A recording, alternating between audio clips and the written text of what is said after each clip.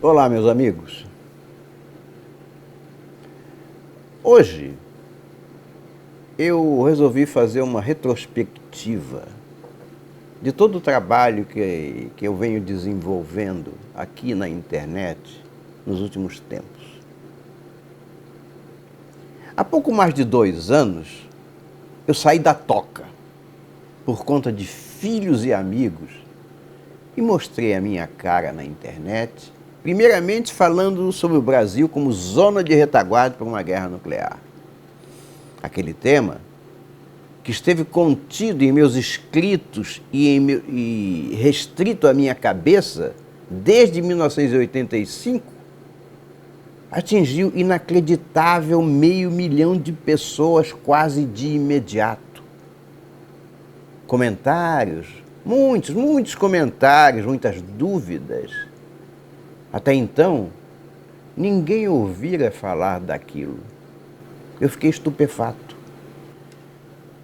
Foi então que eu resolvi fazer o meu primeiro curso sobre geopolítica em fins de 2016, abordando a geopolítica do século XXI, primeiro para assinantes, mas logo aberto para todos. Ali, eu abordei a nova ordem mundial, a ONU, a Carta da Terra, as novas armas nucleares e mostrei uma reação ao projeto de domínio mundial, a nova ordem mundial. A nova ordem mundial, antes, sem qualquer reação ao seu avanço, escolhera o comunismo como o modelo ideal para o desejado poder mundial, razão pela qual o gramicismo tomou força, regado a muito dinheiro. O mundo estava ficando vermelho sem que ninguém se desse conta. Eis que todo o processo era propositadamente escondido pela imprensa mundial.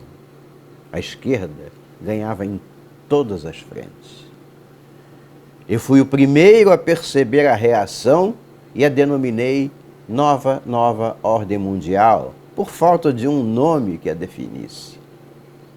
Mesmo os mais acurados especialistas não viram a reação nascente, que hoje já é de domínio público. Eu fui o primeiro. E levaria ainda algum tempo até que outros a percebessem. No meio tempo, não faltaram acusações de que eu era um louco, um desinformante, um desvairado, até mesmo um comunista disfarçado. Eu não liguei para as más línguas. Ao contrário, identificada aquela reação, a nova, eu me debrucei vorazmente no estudo de suas consequências e de sua forma de ação. Percebi a sua mão na Europa, como percebi também a arma escolhida para o combate: eleições. Eu também fui o primeiro a descobrir isso. Pós-Europa, onde a nova ordem mundial reagiu e venceu na França, na Alemanha e na Holanda, a próxima grande batalha foi nos Estados Unidos. Na contramão de todas as opiniões, principalmente de toda a mídia mundial, eu vaticinei a vitória do Trump. Acertei de novo. A partir dali, eu não tive mais dúvidas. A batalha mais decisiva iria acontecer aqui, nesta terra de Santa Cruz, debaixo do Cruzeiro do Sul. Essa a razão pela qual eu iniciei o projeto União do Bem, o PUB.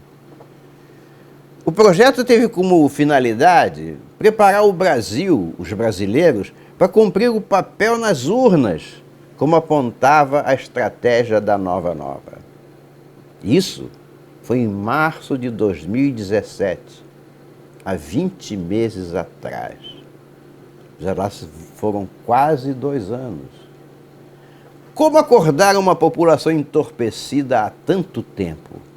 Como influir no processo eleitoral, a arma escolhida, a tempo de ver a direita renascer nas urnas? Aí eu estabeleci uma forma de conduta que segui à risca até o dia da eleição. Eu não tenho a pretensão de falar aqui tudo que foi abordado no PUB. Quero apenas passear com vocês pelos assuntos que foram tocados lá. Eu comecei apontando os principais problemas do Brasil: dinheiro, saúde, educação, segurança. Eu mostrei que todas as vezes que o governo cria um benefício, cria também um órgão para administrar o tal benefício, e ninguém jamais sabe quanto se gasta para manter o tal órgão ou órgãos, e muito menos quanto dinheiro lá depositado vai para o bolso dos canalhas. Eu terminei o PUB 1, com uma frase: a iniciativa privada consegue fazer tudo melhor e mais barato que o governo. E dificilmente existe corrupção sistêmica, pois o empresário se encarrega de vigiar os seus lucros. Estava dado o primeiro impulso na direção daquilo que os liberais chamam de Estado mínimo, e que fiz questão de defender bem antes da chegada de Bolsonaro e Paulo Guedes, que seguiram aquele caminho, graças a Deus. No prosseguimento, eu apontei a necessidade de diminuição drástica do número de ministérios. Eis que a capacidade de governar exige uma comunicação direta, pelo menos semanal, do primeiro escalão com o governante. Na prática, não foi isso que aconteceu. O governo Bolsonaro nomeou 22 ministros, o que eu particularmente considerei um exagero. Mas adiante, em outro PUB, eu falei do conflito entre o desejável e o possível, perfeitamente consciente de que nem tudo que era desejado poderia ser possível na prática. Admito que a manutenção de tantos ministérios tenha sido precedida de intensos estudos visando o possível para esse momento. Eu tenho que acreditar no governo, neste governo. Durante o percurso, muitas vezes eu tive que duelar com o segmento intervencionista, ansioso por um golpe de Estado que defenestrasse definitiva e rapidamente as raposas que tomavam conta do nosso galinheiro. Não os agredi, não polemizei, porque sempre vi neles os amigos daquelas horas difíceis, aqueles cujos objetivos eram os mesmos dos nossos, diferindo apenas nos métodos. Como fazê-los entender que a arma estratégica já havia sido escolhida? As eleições, a única forma de dar legitimidade ao processo da reação, já que a nova ordem mundial conquistava mais e mais espaços por meio de eleições flagrantemente forjadas, sob o manto da democracia, para se dizer representante da vontade popular. Como dizer-lhes que a estratégia partia de uma engenharia reversa, como bem definiu a minha filha Cristina, para trazer os valores judaico-cristãos de volta ao poder, sem cair na tentação da indiscrição, que certamente prejudicaria os planos em andamento. Não entrei em tal discussão, esperei apenas que o tempo demonstrasse que viriam as eleições e que nós ganharíamos. Eu sempre soube que estávamos travando uma guerra e que o tema não era para amadores, por mais intelectuais que fossem.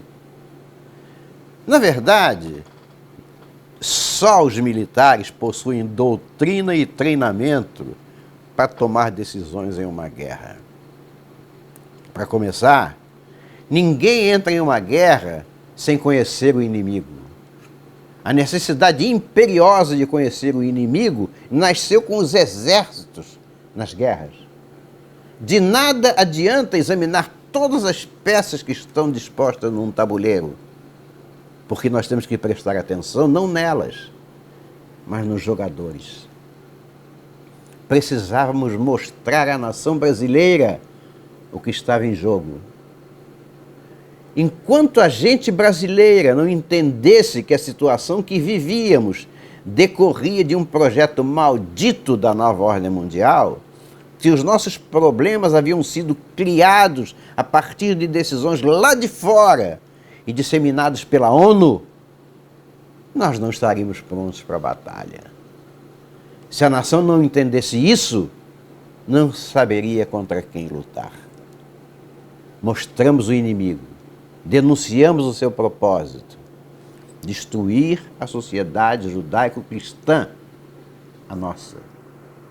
Mostramos que a nova face dos globalistas era a esquerda disfarçada em democracia. A partir dali, começamos a alertar a nação em relação às ações do inimigo, os falsos democratas, a mídia cooptada, a ONU.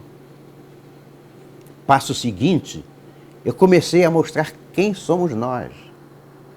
Conhecendo-nos a nós mesmos, outra das estratégias militares na preparação para o combate. Pode parecer estranho, mas nem sempre nós soubemos conhecer a nós mesmos. E foi isso que eu coloquei à vista de todos. Na verdade, não foi preciso muito esforço para compreender a nação brasileira. Ela é, basicamente, honesta, misericordiosa e, acima de tudo, temente a Deus. Tudo que se fala em contrário faz parte de um processo de desconstrução da identidade nacional com fins malignos. E foi essa identidade maravilhosa que procurei colocar no palco, à vista de todos, para que cada um se visse ali representado. Eu expus a alma nacional e sabia perfeitamente que ela se sobreporia à construção maldita que a nova ordem mundial erigia dia após dia. Foi essa alma que se levantou impoluta no embate das urnas. Mostrando a face do inimigo, pude ver a face do nosso povo se elevar em reação. Mostrei que o comunismo era apenas uma perna da nova ordem mundial, ou seja, dos globalistas. Mostrei que o socialismo também era apenas mais uma perna e o islamismo outra. E sintetizei isso com uma simples frase: eu sou antiglobalista e quero que vocês também o sejam. Ser antiglobalista é ser contra o comunismo, o socialismo, o Islã e a corrupção. Ao longo do tempo, eu lhes fui mostrando como a guerra se desenvolvia aqui e acolá, com vitórias e derrotas de lado a lado, mundo afora. Eu lhes disse que a nova ordem mundial estava usando do engodo e da mentira para se recuperar depois das derrotas frente à Nova na Inglaterra e nos Estados Unidos. Eu mostrei as armas com as quais ela conseguiu se recuperar nas eleições da Holanda, França e Alemanha. Afirmei que o próximo embate seria aqui, nesse nosso Brasil de Deus. A nova ordem, disse eu, usaria as mesmas armas que usou naqueles países. Acusaria o nosso candidato de nazista, extremista, populista, xenófobo, homofóbico, tudófobo. Enfim, um louco sedento de poder. A mídia estaria todo o tempo enfatizando essa vergonhosa mentira por meio de notícias, filmes, novelas, entrevistas, revisão histórica enviesada. Com isso, buscaria convencer as pessoas conservadoras a não votar, decepcionadas com o seu candidato, fortalecendo o já nosso tão conhecido BAN, brancos, abstenções e nulos. O BAN, eu repito sempre, elege até mesmo o faraó do Egito. Mas eles estiveram fazendo as nossas cabeças para deixá-lo prosperar, tentando retirar votos preciosíssimos que seriam certamente os nossos. Foi assim que eles ganharam na Holanda, na França, na Alemanha. E eu terminei aquele pub com um conselho ou um aviso. Rechassem a pecha de extremistas que querem carimbar no Bolsonaro. Reajam às mentiras da mídia e das pesquisas. Vamos todos às urnas. Nós vamos vencer. É óbvio que seria importante apontar em quem não votar. Eis que a massificação da mídia procuraria enganar todo o tempo a todos, promovendo candidatos bonzinhos. A minha intenção passou a ser canalizar toda a insatisfação que dominava os brasileiros para adesão a um projeto de resgate dos valores tradicionais da democracia, da sociedade judaico-cristã, a léguas de distância dos bonzinhos que a mídia tentaria fazê-los engolir. Seria ingênuo acreditar que a nova ordem não se movimentasse para reconquistar o terreno perdido. Ela elaborou uma nova estratégia para a conquista de seu objetivo de dominação mundial. Dessa vez, abandonando as suas cores prediletas, o vermelho e o rosa, para se camuflar. Tingiu-se de azul, criando a nova direita. Adotou a falsa acusação de extremistas de direita aos opositores, nós. Tentou afugentar os incautos e os indignados, fazendo-os desistir das urnas, formando aquilo que eu denominei BAN. Para 2018, a guerra seria travada aqui no Brasil, a joia da coroa, a zona de retaguarda. Aqui lutariam a nova ordem mundial e a nova nova. Melhor dizendo, globalistas e antiglobalistas. Nós somos os aliados naturais da nova nova. Eu sabia que a sociedade brasileira, embora talvez inconscientemente, era profundamente antiglobalista, mesmo nem sabendo o significado de globalismo, porque a sua alma é cristã. Como a mídia foi contaminada pelos globalistas, a Nova Nova decidiu utilizar o mais poderoso meio alternativo, a internet, para confrontá-la. E isso se demonstrou um instrumento poderosíssimo de divulgação de ideias, a ponto de influir direta e completamente nas últimas eleições mundo afora. No Brasil, a reação à nova ordem mundial surgiu e cresceu enormemente nas redes sociais, onde a esquerda não conseguiu furar o bloqueio imposto pela direita, a Nova Nova, restando-lhe apenas a tentativa de censurá-la, o que não deu certo. As nossas eleições foram vencidas aqui, nas redes sociais, que hoje chegam até os mais pobres, até os mais longínquos rincões do nosso país, por meio dos telefones celulares. O povo, mesmo sabendo o que não queria, ainda claudicava na definição de como fazer acontecer o que queria. Tratava-se, pois, de mostrar em quem não votar naquele momento e em quem votar mais tarde. Em quem não votar?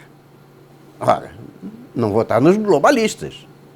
E como identificar um globalista? Ele defende o desarmamento, ele é a favor do aborto indiscriminado, é a favor da ideologia de gênero, defende o multiculturalismo, diga-se Islã, trabalha dentro da ideia de aquecimento global, busca a adjetivação da democracia, apoia regimes totalitários de esquerda, defende a religião universal, prega a desmilitarização e trabalha a favor do proselitismo marxista no ensino. Eu convidei vocês a olhar em volta e observar. Ao passar para o próximo passo, elaborei um decálogo de honra, que, se honrado, faria de qualquer candidato um perfeito antiglobalista, exatamente tudo aquilo que a gente queria. Assim, eu descrevi o decálogo de honra. Perseguir o Estado mínimo possível, com redução da máquina estatal, privatização daquilo que fosse privatizável. Combater as instruções da nova ordem mundial, partidas da ONU, tais como aquecimento global, aborto, os ismos, diminuição da população do mundo ocidental, uma religião universal, desmilitarização, desarmamento, ideologia de gênero, por exemplo. 3. Defender a democracia representativa. 4. Reduzir os impostos ao mínimo indispensável. 5. Defender os valores da sociedade judaico-cristã. 6. Escoimar do ensino o proselitismo político. 7. Incentivar a formação de empresas, facilitando a implantação e fechamento daquelas de pequeno porte e permitindo tempo de maturação antes de submeti-las ao fisco. 8. Incentivar o aumento da taxa de natalidade. Como? Facilitando às mulheres a criação de empregos e empresas cuja dedicação possa ser exercida a partir de casa e livre de tributação. Incentivar por meio de vantagens familiares o aumento do número de filhos. 9. Ser absoluta e indubitavelmente honesto no trato da coisa pública. E 10. Exercer a função pública com total transparência. Depois, continuando o pub, eu cheguei ao momento de mostrar que a Europa estava ficando quase totalmente azul. Foi em 1990 que surgiu a nova ordem mundial da forma como ela existe hoje, sucessora dos Illuminati, lá de 1740, com a versão que predominou até os tempos recentes. Nela estavam acordados magnatas ocidentais, comunistas e islâmicos. Durante muito tempo, a nova ordem mundial navegou soberana sobre os 7 mares da Terra, destruindo a história, falseando a verdade, iludindo as massas e pavimentando o caminho para a entrada triunfal no trono do planeta. No ano de 2000, no mesmo momento em que comemorávamos a passagem do Ano Novo, melhor dizendo, do século novo, o mapa da Europa já estava totalmente tingido de vermelho. Praticamente todos os países tinham virado à esquerda. A nova ordem mundial, sem resistências, avançava celeremente para a escravização do mundo por meio de um governo global e totalitário. Mas ninguém percebia, porque a mídia global colocara uma venda nos olhos do mundo.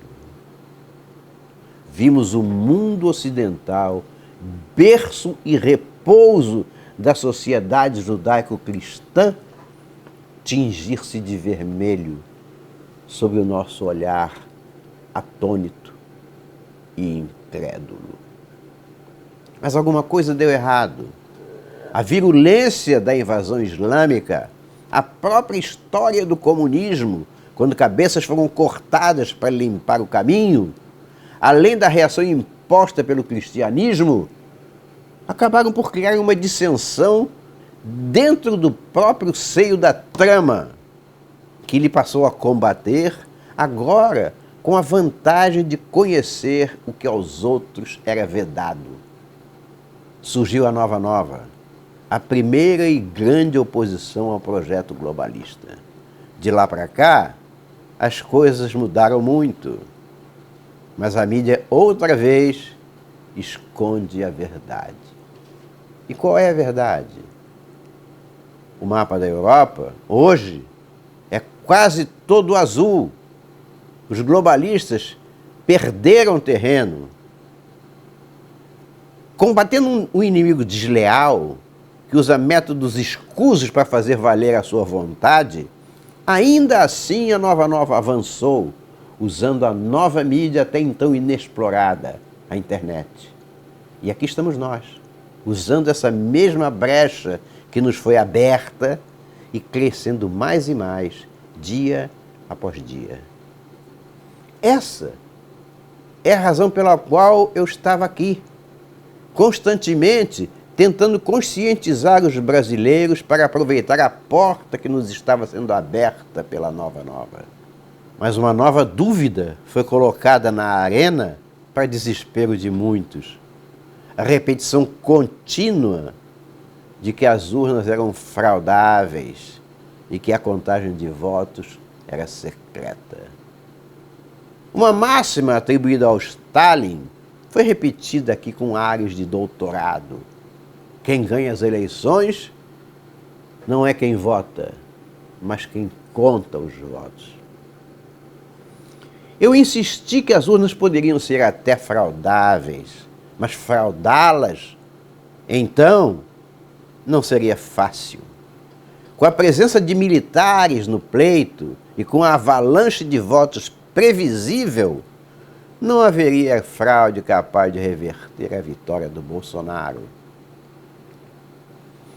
Acho que eu tive de responder 1 milhão de vezes a pergunta que não calava.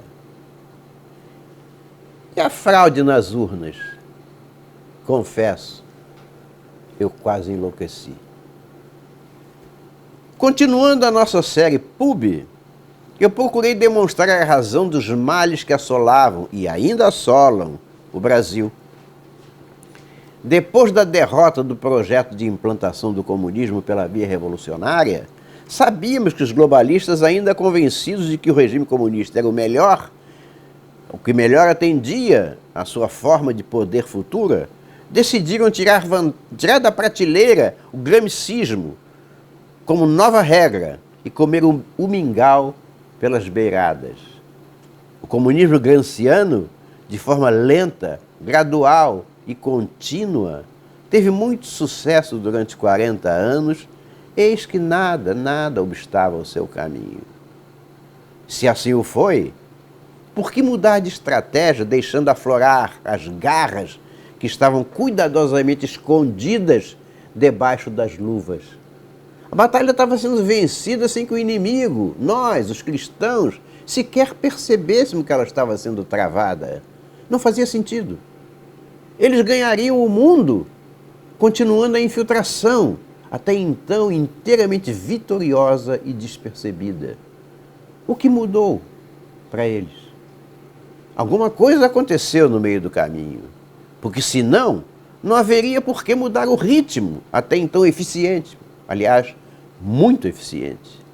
Mas a verdade é que eles decidiram acelerar o processo, mesmo às custas do próprio desmascaramento. E foi isso que aconteceu.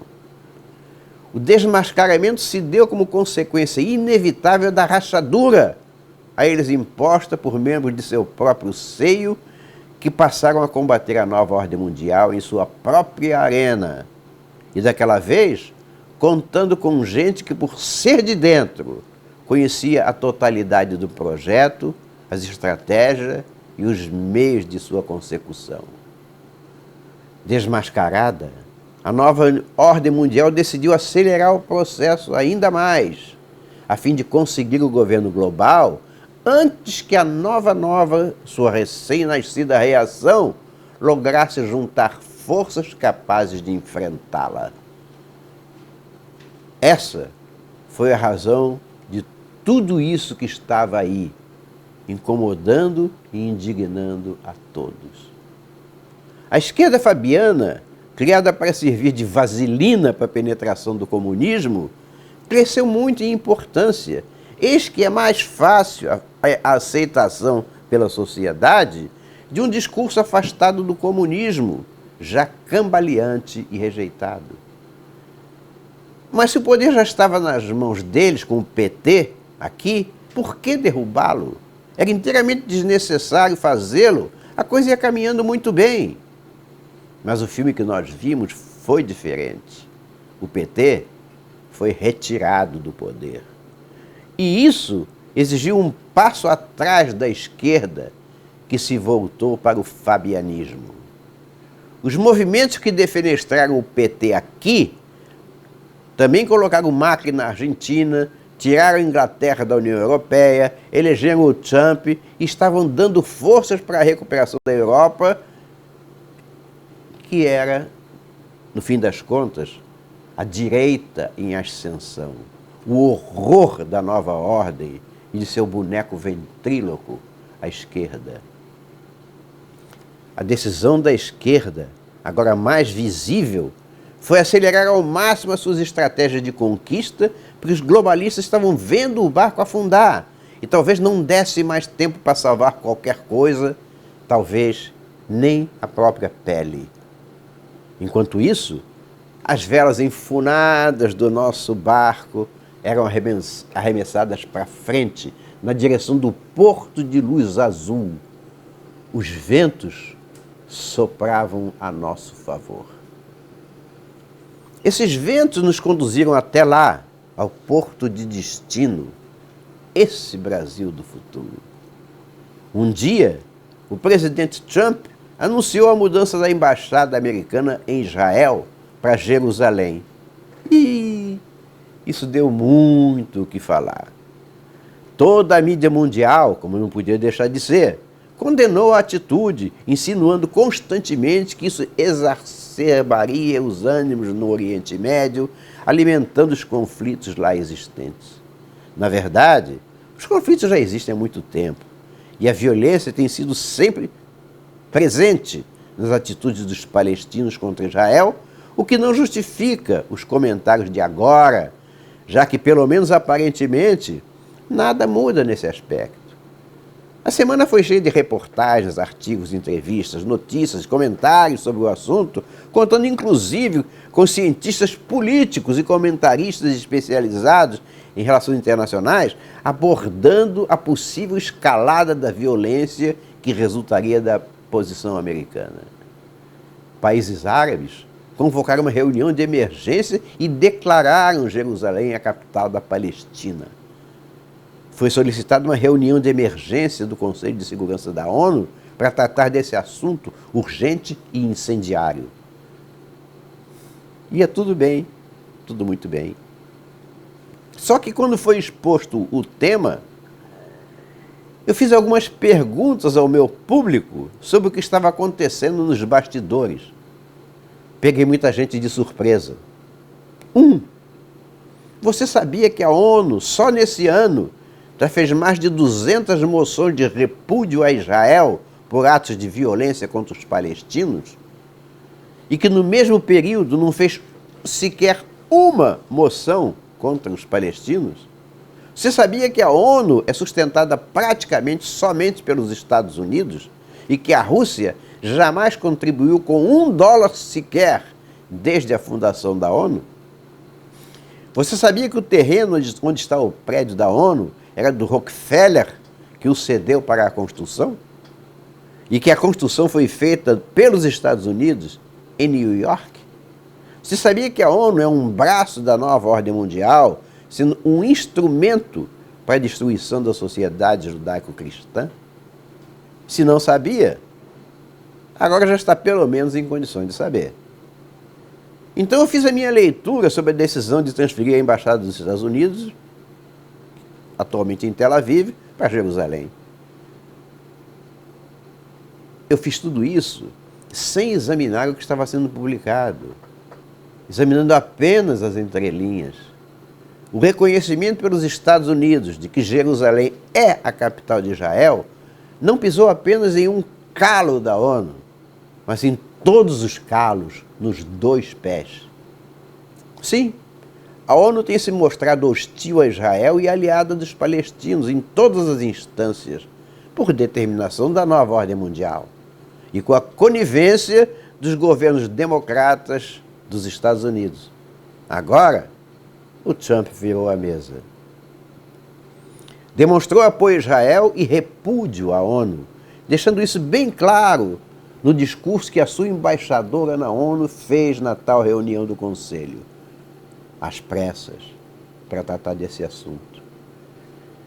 Ela termina o discurso dizendo com todas as letras que a ONU tem sido usada para condenar Israel e absolver os palestinos, mas que dali por diante os Estados Unidos não iriam mais tolerar aquilo.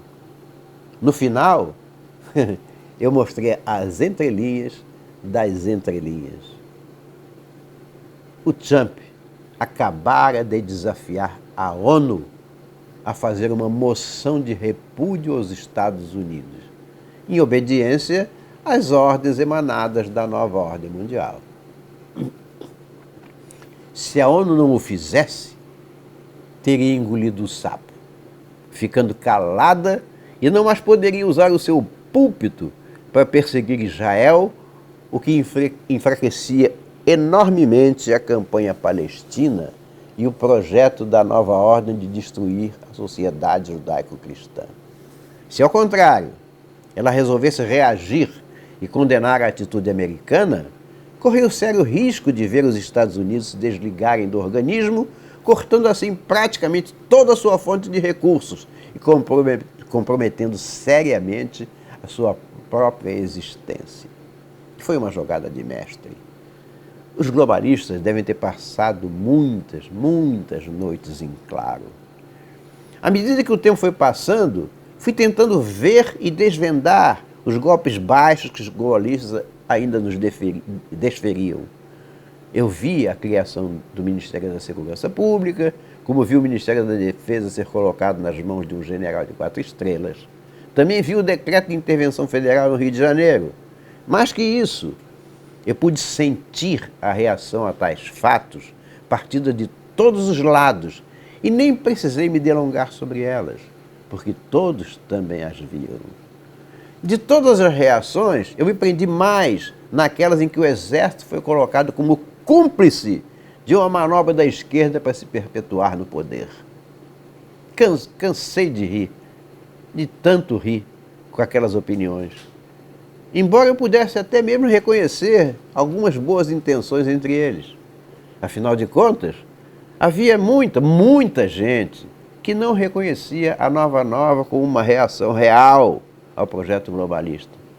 Disso resultando a mesma opinião uníssona de que estava tudo dominado. Mas não estava.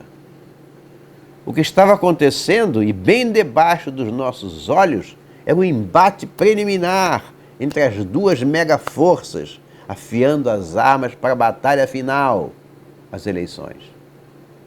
Quem acha que as Forças Armadas são compostas de indivíduos incompetentes e mal informados, na verdade, não sabe de nada.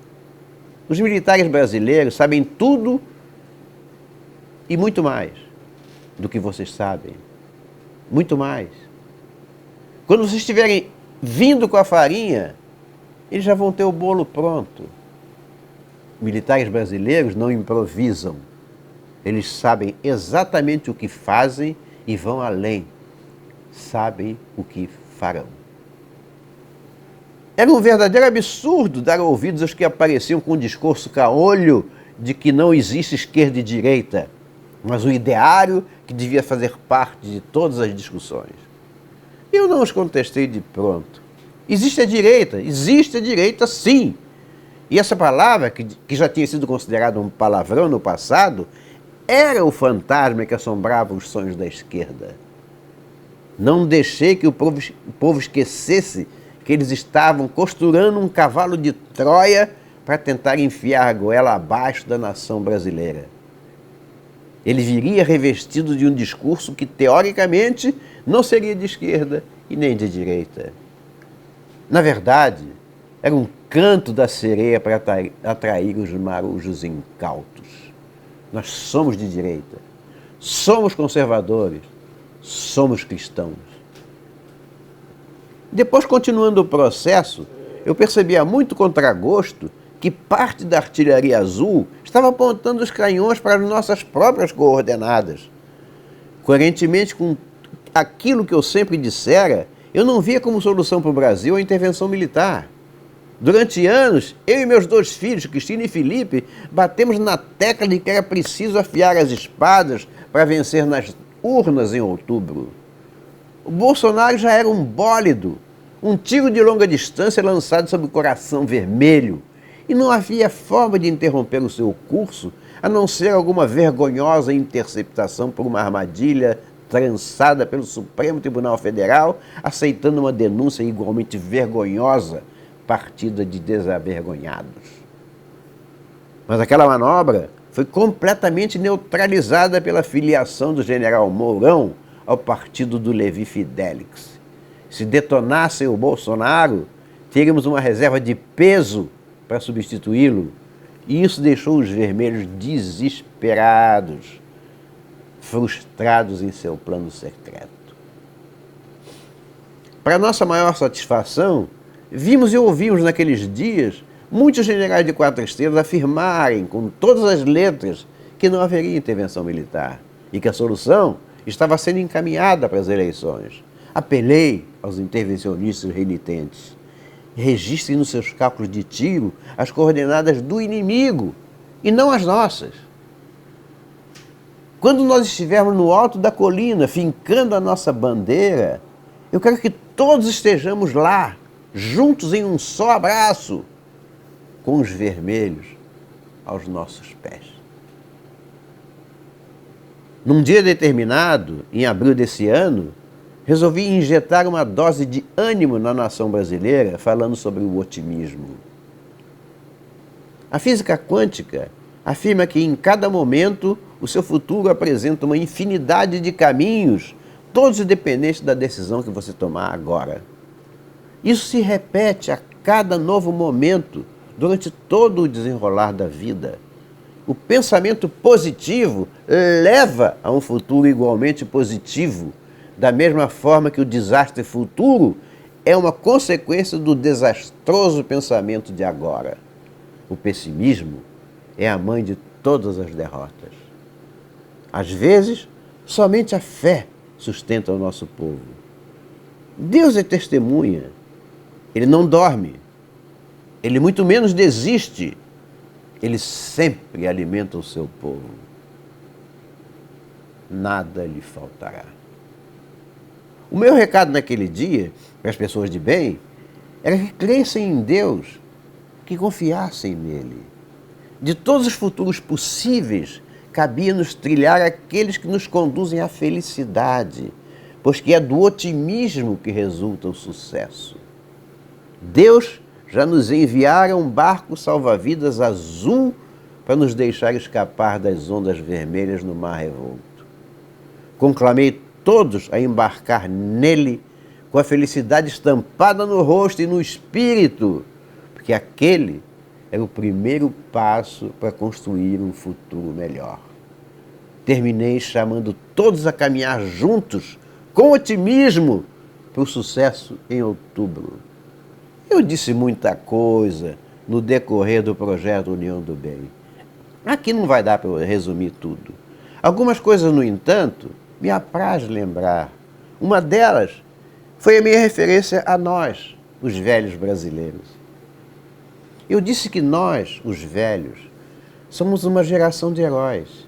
Na verdade, nós ficamos espremidos entre 2 gerações, carregando um pedaço do fardo de cada uma delas. Com a caridade absorvida de nossos valores cristãos, nós estendemos as mãos para os nossos pais, neles reconhecendo o valor que nos levou à vida adulta, retribuindo-os em sua velhice com os nossos cuidados. Sim, nós cuidamos dos nossos pais. Não esperávamos, no entanto, que tivéssemos também que cuidar dos nossos filhos adultos, mas foi isso que aconteceu. Não por culpa deles, mas de um Brasil que lhes negou a possibilidade de alçar voo com as próprias asas. Ajudamos os nossos filhos, acolhendo os filhos deles, os nossos netos, para que eles pudessem trabalhar, pois a vida exigiu que os casais trabalhassem para ganhar, os dois, o mínimo de sustento. A vocês, velhos brasileiros, heróis anônimos de uma história anônima, foi a quem eu me dirigi naquele momento.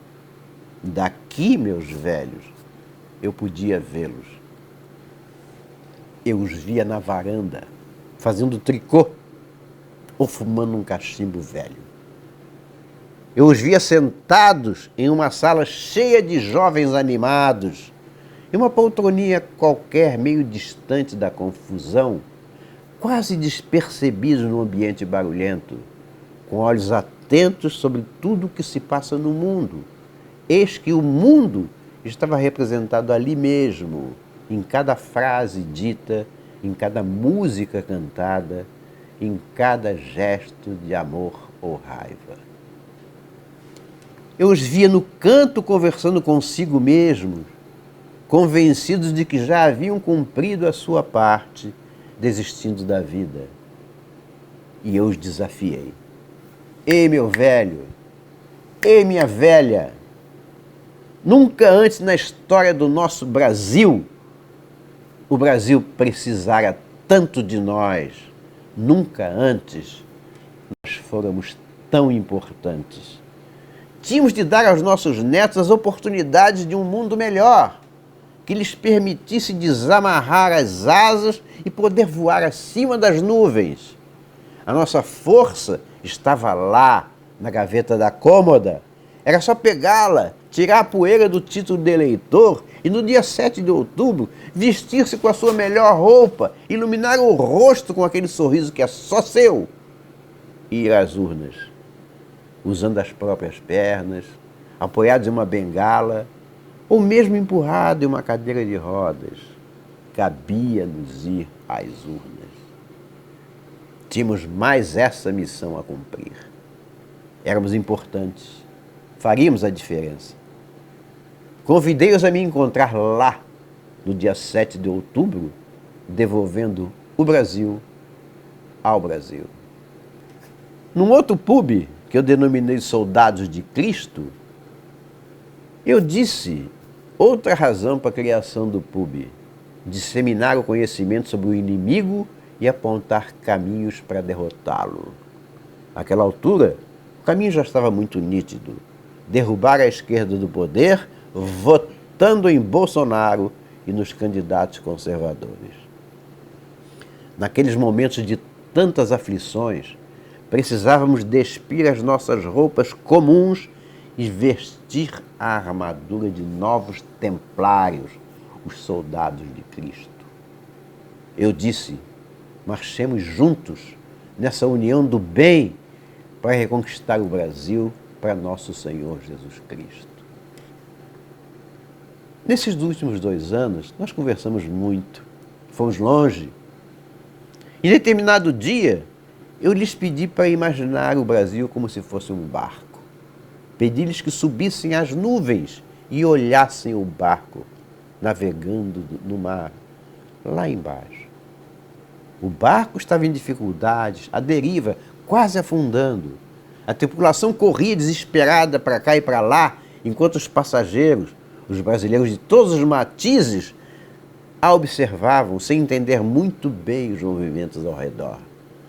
Eles notavam o desespero da tripulação. Não era para salvar o navio, mas para salvar-se a si mesma, contrariando a tradição do velho capitão do mar, que sabe que deve ser o último a abandonar o barco antes do naufrágio.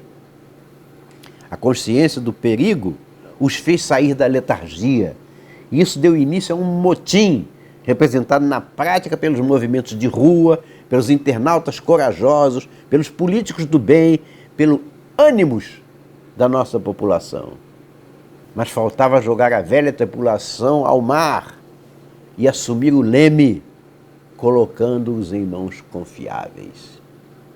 Durante 30 anos, nós deixamos aquela tripulação nos levar a um porto maldito, no rumo de um porto maldito, pois sempre nos fora negado o conhecimento do plano de navegação, escondido a 7 chaves pelos estrategistas que o lançaram e que durante 40 anos nos acorrentou.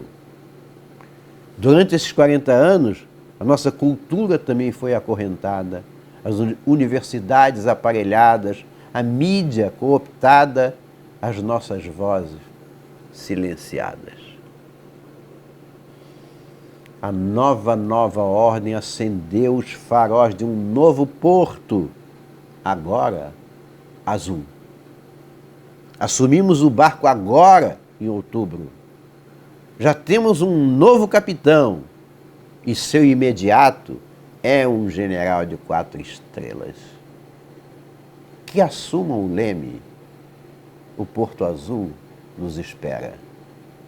Um dia, em um debate na TV, uma jornalista quis acuar o general Mourão ao lhe perguntar se o seu herói matava. Ao ouvir a resposta do Mourão, heróis matam, o meu pensamento voou imediatamente para a figura do Duque de Caxias, o pacificador, patrono do nosso exército, um herói. Ele matou, ele pacificou e seguramente ele também chorou. Nos filmes de cowboy de antigamente, o mocinho chegava a uma cidade maltratada e espoliada por uma quadrilha de bandidos. O final era quase sempre o mesmo. O mocinho matava toda a quadrilha, montava no seu cavalo e partia, deixando em seu rastro a poeira do caminho e uma pacata cidade. Finalmente livre do mal para viver a sua vida de liberdade e trabalho. A plateia saía do cinema feliz, com aquele final feliz, porque uma vez mais triunfara a justiça e o mal fora derrotado. Hoje, eu sei que aquilo era um símbolo que moldou as cabeças de toda uma geração com o barro da verdade, da justiça e da honra. Honra, verdade e justiça foram aos poucos sendo demolidas no imaginário do nosso povo, até chegarmos aos dias de hoje. A verdade foi distorcida, moldada por mãos mentirosas e perversas, sendo substituída por outra coisa, não a verdade, mas a versão desejada. A justiça foi conspurcada, pisoteada, com a finalidade de proteger os maus. A honra foi encolhida, obrigada a se refugiar atrás das cortinas do politicamente correto, quase banida da cabeça dos jovens. De repente, não mais que de repente, um mocinho real entrou em cena na nossa vida real. Ele veio defender o país dos bandidos para recuperar a verdade, a justiça e a honra do nosso povo. Como em alguns filmes de cowboy, ele foi ferido de morte, mas não morreu. Ainda trôpego, ele se levantou e saiu para a rua empoeirada. O coração do povo voltou a bater com ele. O nosso herói era o capitão, agora ferido. Ele se levantou, calçou as suas botas de cowboy e saiu para a rua, um revólver imaginário na cintura. Na outra ponta da rua, os bandidos.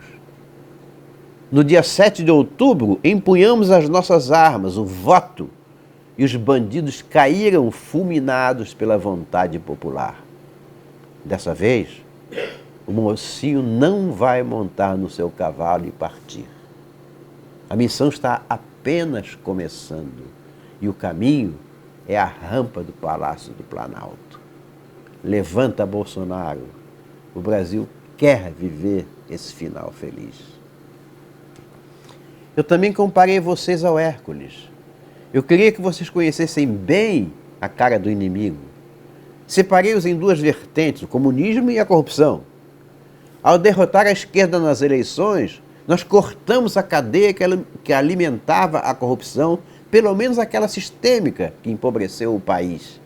Mas para acabar com a corrupção, temos que enfrentar desde logo os globalistas, a nova ordem mundial. Ao vencermos as eleições, começamos a derrubar os globalistas. Pusemos os antiglobalistas no poder com nomes e sobrenomes, a começar pelos maiores, Jair Bolsonaro e Mourão. Não gastem o seu tempo na expectativa daquilo que a esquerda ainda pode fazer até a posse. Usem melhor o seu tempo, consolidando grupos conservadores que vocês conheceram nessa batalha ao longo dos últimos anos. Conversem. Conversem sobre aquilo que gostariam que mudasse na sua vizinhança, para começar o trabalho de base que será fundamental na limpeza do país. Na verdade, em cada rua, em cada bairro, em cada esquina, existe uma hidra alimentada pela esquerda a serviço dos globalistas. Agora, peguem as suas espadas e sejam cada um os Hércules de hoje. Coloquem cada cabeça da hidra encurralada no canto. Mostrem-lhe as espadas de sua força de vontade e cortem-lhes a cabeça. Vamos à luta. No final, eu disse que sou um conservador. As propostas liberais descritas pelo Paulo Guedes, o economista do Bolsonaro, seguramente levarão o Brasil ao ansiado desenvolvimento, o que é muito bom, não há dúvida. É preciso, no entanto, perceber que o Bolsonaro tem um discurso muito mais amplo. Eis que sai do campo da economia e vai para outras praias, para as praias do combate à criminalidade e a muitas outras coisas que nos infernizam a vida, como o aborto, a ideologia comunista pregada em nossas escolas, a complacência de nossa justiça com os criminosos. Se alguém pudesse se transformar numa mosquinha para ver o que a maioria não vê, e se pudesse permanecer viva durante todos esses anos, desde 1945, essa pessoa nos poderia contar o que viu, o que testemunhou até hoje. Ela nos diria que a esquerda, a serviço da nova ordem mundial, se apropriou e confundiu o termo liberalismo para adequá-lo ao seu projeto maldito, nele introduzindo ideias bem diferentes daquela consagrada historicamente. Um liberal genuíno jamais pode ser de esquerda, pois a liberdade econômica é a antítese da centralização que o comunismo defende. A tal ponto a esquerda conseguiu se infiltrar na mente das pessoas que dizer-se de direita tornou-se uma ofensa para as pessoas em volta e um medo de ser isolado do grupo social. Não conseguiu. Tentou, mas não conseguiu evitar que hoje todos se levantem e gritem com orgulho: eu sou de direita. Mas a mosquinha não para. Ela esteve presente em tudo e viu a construção da esquerda liberal ou a social-democracia, a tal ponto que hoje, como no passado, nós temos que provar que, mesmo sendo liberais, também somos conservadores. Hoje dizemos: Bolsonaro é liberal na economia e conservador nos costumes. Como assim? Vamos continuar aceitando que o povo pense que ser conservador é ser uma múmia que não quer mudar nada? Foi o conservadorismo que conduziu o mundo ocidental ao maior desenvolvimento que a humanidade jamais testemunhou. Foi o conservadorismo que erigiu os valores de liberdade e justiça, hoje presentes em todas as nossas leis, e que a esquerda tenta destruir. Para a felicidade geral da nação, nós ganhamos as eleições. Longe de mim menosprezar a grande contribuição que tiveram nessa vitória os fatores econômicos, muito bem definidos pelo Paulo Guedes. Mas não foi isso que nos conduziu à vitória. O que nos conduziu à vitória foi a captura da alma nacional, os valores que a nação traz em sua epiderme, os nossos valores cristãos, enfim. Na verdade, a eleição foi ganha pelo conservadorismo da nação brasileira. Podemos até dizer que teremos um governo liberal na economia e conservador nos costumes. Mas como eu sou um conservador empedernido, continuarei a me definir apenas como conservador, embora aplaudindo cada medida liberal que for sendo implementada pelo Paulo Guedes e chancelada pelo Bolsonaro. Eu sei que vai dar certo. Tem tudo para dar certo.